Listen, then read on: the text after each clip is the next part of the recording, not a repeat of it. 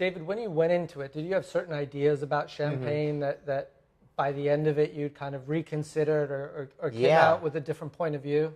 So I did in two different times. The first thing, when I started the writing and research process, I immediately purchased every book on Champagne I could find, from The Widow Clicquot to Wine and War to histories of the region that were written in the 60s and 70s and 80s, histories of the region that I was able to download that were written more than 100 years ago.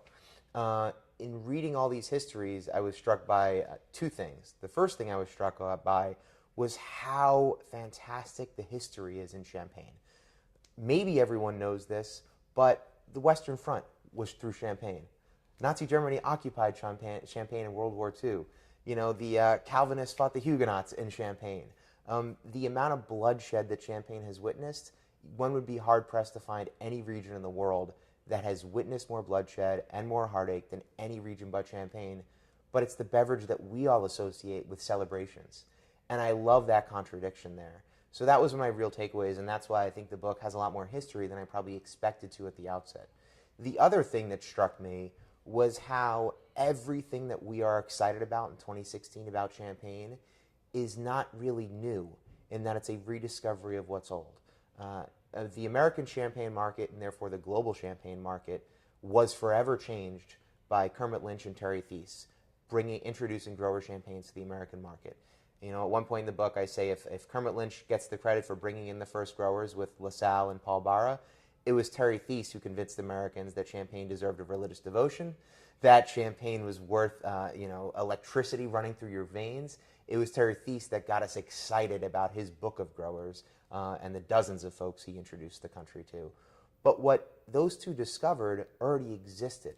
You might be familiar with the Special Club, which includes producers like Paul Barra, like Giminet. They were created in 1971. And most of them their families had been making wine for 2, 3, 4, 10, 12 generations. On Friday at Chambers Street Wines, I was pouring Tarlant, 12th generation grower. So I was struck by how what's new is old again.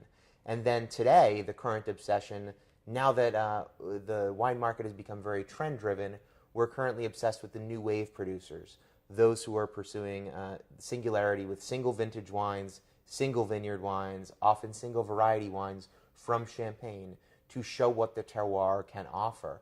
Well, even that is nothing new. The story of Salone in 1921, Eugene Salone decided that, hey, the best expression of Chardonnay is going to come from the best expression of Champagne will be from one grape, from one village, from one vintage.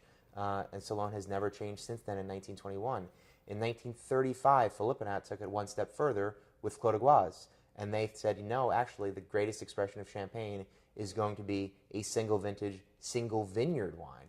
So when we might think that grower Champagne is a brand new thing, we might think that the new wave of singular producers is the hot new thing. Well, this is really a discovery of what's been going on there for a very long time.